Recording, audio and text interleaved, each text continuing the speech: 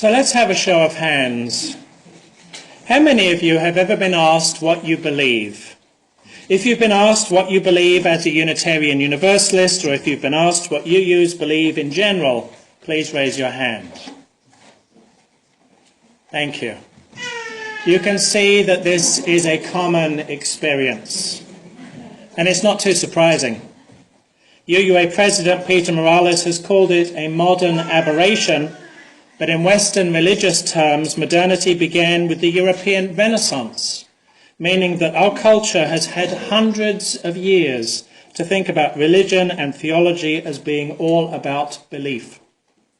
So it's not surprising that when someone first hears about something called a Unitarian Universalist congregation, and particularly if those 14 syllables, or at least the first 10 of them, are too much to process, so all that they latch onto is that it's some sort of church, it's not surprising at all that one of the first questions they ask is what people who go to that church believe.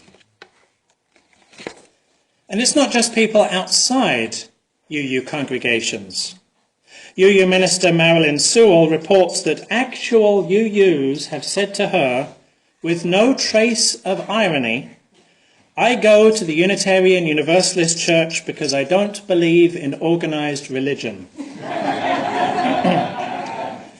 Incredulous, she says to herself, "Gee, I try to be organized." And we do have a choir and choir robes and ministers and a building.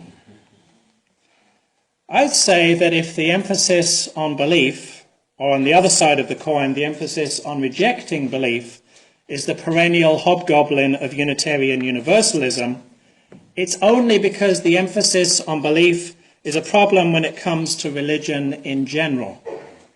Nowhere in the New Testament, for instance, does Jesus ask if someone believes the right things. Nowhere does Jesus give them a checklist of beliefs that they have to fill out before he helps them. Rather, Jesus is concerned with how people treat one another, and particularly with how society can treat some people so badly. Or, as Peter Morales suggests, consider the Hebrew tradition that gave rise to Christianity. The prophets in the scriptures show no interest in correct belief. They show a lot of interest in how people behave and whether they are faithful to their covenant. So if religion isn't about belief, what is it about? Well, it's about behavior and belonging. It's about the promises we make about how we're going to treat one another and the world we share. It's about, as Morales puts it, what we truly care about, what we want to preserve, embrace, and create. It's about figuring out how to truly live the idea that we need not think alike to love alike. Or to put it another way, we don't actually have to agree on anything in order to be kind to one another. Unfortunately, that's rather more work than giving someone a list of things they have to believe before they're allowed inside. Behavior and belonging are all about relationships, which even with the best will in the world are far messier and more complicated than some nice, neat list of beliefs we keep locked away inside our own heads. Since any promise worth its salt is going to be difficult to keep, it means that covenant takes us from hope to struggle to disappointment to hopefully forgiveness again and again and again. Who would want to keep going through that when you could just recite a creed and then never talk about it ever again? But of course there are rewards. As Morales puts it in his article, when you and I focus on what we love and what we long to create, something almost miraculous happens. We are energized. We form lasting bonds. We become eager to commit ourselves and to work together. We become more generous. We come to care more about us and less about me. In other words, he concludes, when we focus on what we love, that is when we get religion. I've seen this happen time and again in this congregation. It's most obvious in fellowship circles, but it can happen in any other small group where people are genuinely willing to open up to one another about what really matters to them.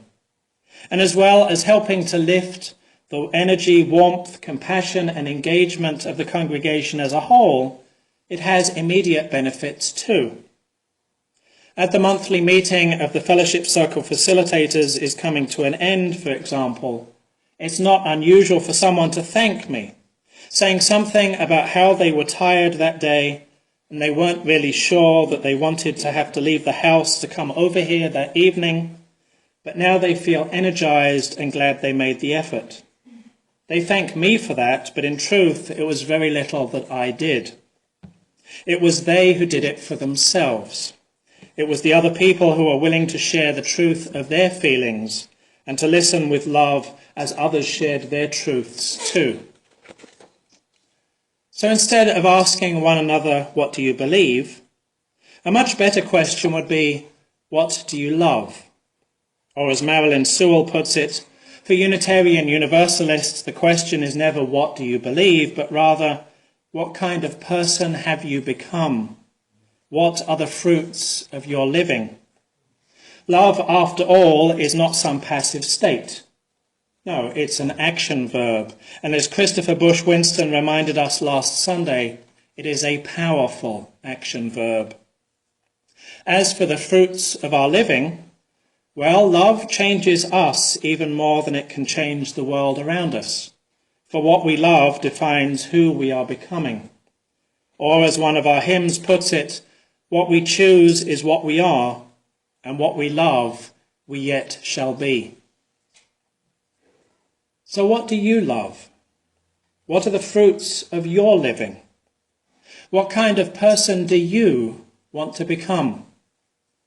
Those questions deserve a lifetime of ongoing reflection, of course, but Joanne also offered us some more immediately approachable questions when she focused the children this morning. What is one thing you love about nature, even on a freezing cold day like this? What is one thing you've learned from science? The sound of gravity waves from colliding black holes, perhaps? Who are your neighbours? Knowing that is the sum of human labour, according to our middle hymn. Of course, it doesn't stop with us as individuals. In belonging to a congregation, we have to ask the same questions of ourselves as a congregation. What kind of community do we want our fellowship to become? What are the fruits of our congregational life? What do our programs and our priorities say to the world about what we as a community love? Our Finance Committee Chair, David Walsh, recently provided answers to such questions. You are so passionate about the world, he wrote, that you think feeding the homeless is essential to a better planet. You believe children deserve a first-class religious education. You think that offering a safe environment for open and honest discussions is imperative for everyone. You believe that freedom of religion and choice for everyone, David wrote, is necessary for a more perfect world. Now, since he is the chair of the Finance Committee, his article was naturally about money. Noting that it seems like we're always asking for money, David had a pretty blunt response. That's because we are, and it's your fault. You share the blame because you share compassion, he explained. It's in your DNA to want to save the world, a little, every day. You demand that the world be better and you're willing to work for it. So until you stop caring, and for as long as you want to change the world, David concluded, we will keep asking for money for our fellowship. That's a powerful testament to what we love, to what we as a congregation love. It may be more strongly worded than some of you are used to when it comes to talking about money, but it's appropriate and it's 100% honest. Today is, of course, the first Sunday of our 2016 canvass. This is the time of year when, to put it quite simply, we ask our members to tell us how much money they hope to give us during the next church year that starts July 1st, so that we can put together a budget for that church year. It ought to be an exercise in basic fiscal prudence. We need to know, as a congregation, how much money will come in so that we know, as a congregation, how much money is available to pay for religious education, social outreach, music and worship, and all the programs that you say you want as a congregation. As I say, it ought to be an exercise in basic fiscal prudence. Asking someone how much money they intend to give us ought to be pretty simple. Unfortunately, our culture makes it a lot harder than it ought to be, because it teaches us all our lives that we shouldn't ever talk about money. And if we ever do, then it should only be with the utmost shame and anxiety. So I want to give you 3 things to think about that I hope will help you think this through in ways befitting the rational, reasonable people we UUs claim to be. First, as UUFP President Sandy Burks Campbell explained earlier in the service, the theme of this year's canvas is the next stage. We've been taking care of a number of essentials here recently, with more to go. We dealt with the flooding from a frozen pipe a year ago, which allowed us to renovate and upgrade our sanctuary, our social area, and in particular our kitchen. We replaced the sanctuary building roof after it needed replacing 15 years ago. And now that one of the 3 HVAC units in this building, namely the one for the social area, kitchen and calm room, is dead, we can replace that too. Frankly, the other 2 HVAC units are not long for this world either, but the good news is that new HVAC units will be so much more efficient than the old ones, saving us on utility bills and reducing our carbon footprint. At the same time, we need to rebuild the budget after it's been whittled down to the bone over the last few years. We need, for instance, to restore cuts to our Sunday services, music and religious education programs. We need to compensate our staff more fairly. We need to fund Port and St. Paul's as our own social justice programs and allow Share the Basket to support outside causes as it was intended. We need to reclaim our fair share membership status with the UUA. We had been, up until a couple of years ago, a fair share congregation for at least 25 years, possibly going all the way back to the founding of this congregation in the 50s. Oh, and we need to put some money into savings so that you can have the professional religious services and support that you deserve during my sabbatical next year. These are, in short, the things we must do as part of the next stage of growing up as a congregation. It may sound like it's just about paying the bills. And paying the bills, of course, is the least inspiring and the least spiritual reason to fill out a pledge card. But it isn't about paying the bills. It's about answering those questions. What kind of community do we want our fellowship to become? What are the fruits of our congregational life? What do our programs and our priorities say to the world about what we as a community love?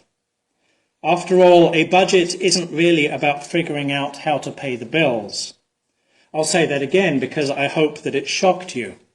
A budget is not about figuring out how to pay the bills. No, a budget is a moral document. A budget is a statement of ethics that declares to the world who we are as a people. A budget is a declaration of love for what it is that we truly value and care about. But it is true that it's not just about the money. And that brings me to the second thing I want you to think about. Now, I said a minute ago that the budget has been trimmed again and again over the last few years. The big irony is that that's not because you haven't been generous with your pledges. Quite the opposite, in fact. Last year, the vast majority of our members increased their pledges by 7% or more, and for that you deserve a huge thank you. So why has there been a shortfall? Well, we have been told as a congregation, repeatedly and by people who know what they're talking about, that we don't bring in nearly enough income from outside sources, what is known as other people's money. Actually, it doesn't take an expert to see that, and it's the reason why we hold fundraisers and rent our space.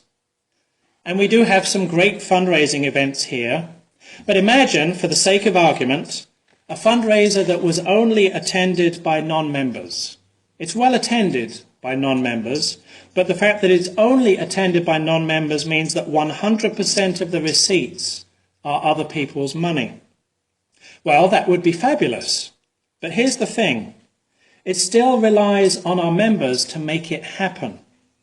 Not their money, but their time and their skills and their effort.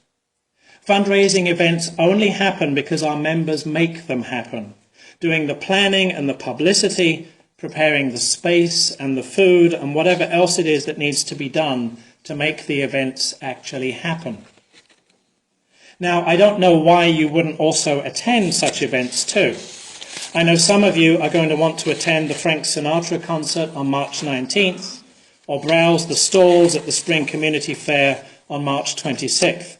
And there's some information about both of those on the back of your order of service. And in order to make those events successful, we'll need you to help out with them, volunteering your time and your skills and your effort. And even if you can't attend them, even if you can't volunteer at them, you can still help publicize them. Social media and email and even the good old-fashioned telephone make it so easy for word of mouth to still be the single most effective way to get the word out.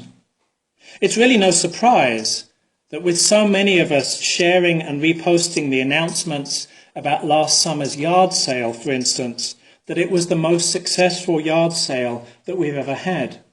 And all the money that came in was almost all other people's money. Now, we have 150 members and nearly twice that many people in one of our Facebook groups alone. So as of this moment, I'm recruiting you, all of you, to the UUFP Publicity Committee. The good news is that there are never any meetings.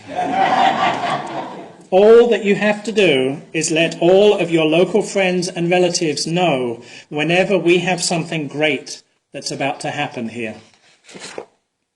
So here's the third thing I want you to think about. It's all about love.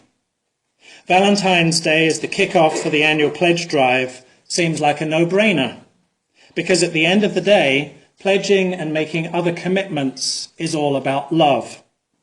But I also want to take this as an opportunity to offer some love back to all of you, to offer heartfelt gratitude and deep appreciation for the time, the talents, and the treasure that you bring to this beloved community.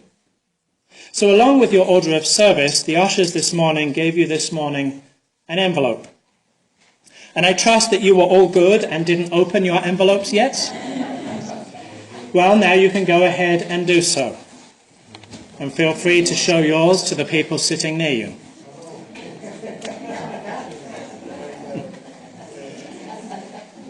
So, please accept these valentines as a token of love. They were created by graphic designer Jessica Ferguson, and of course they're not literally from me, because that would be pretty creepy.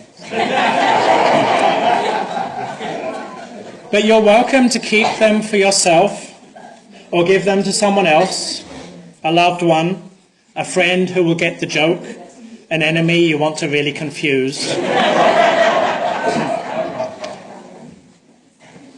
And that brings us back to the big question that I want you to think about as you are filling out your pledge card during the next few weeks. What do you love? Because people do all sorts of crazy things out of love. Supporting a growing congregation that does good things and could readily do great things is one of the less crazy things that you can do. So may it be.